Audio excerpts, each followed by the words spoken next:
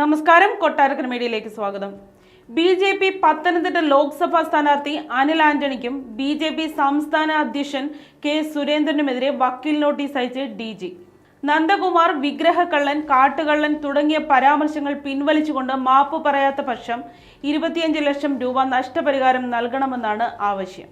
BJP. Pathanamthitta Lok Sabha സ്ഥാനാർത്ഥിയും ദേശീയ സെക്രട്ടറിയുമായ Anil Antony CBI standing counsel നിയമനവുമായി ബന്ധപ്പെട്ട് 25 ലക്ഷം രൂപ കോഴ വാങ്ങിയെന്ന് DG നന്ദകുമാർ ആരോപിച്ചിരുന്നു. ഇതിന് പിന്നാലെ DG നന്ദകുമാറിനെതിരെ അനിൽ ആന്റണിയും സുരേന്ദ്രനും വിവിധ പരാമർശങ്ങൾ നടത്തി. വിഗ്രഹം മോഷ്ടിച്ചയാളാണ് DG നന്ദകുമാർ എന്ന് അനിൽ ആന്റണി പറഞ്ഞു. അതേസമയം കാട്ടുകള്ളനാണെന്ന പരാമർശം കെ സുരേന്ദ്രനും ഉന്നയിച്ചിരുന്നു.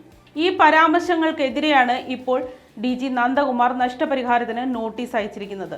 പരാമർശങ്ങൾ പിൻവലിച്ചുകൊണ്ട് മാപ്പ് പറയാത്ത പക്ഷം 25 ലക്ഷം രൂപ നഷ്ടപരിഹാരം നൽകണമെന്നാണ് ആവശ്യപ്പെട്ടിരിക്കുന്നത്.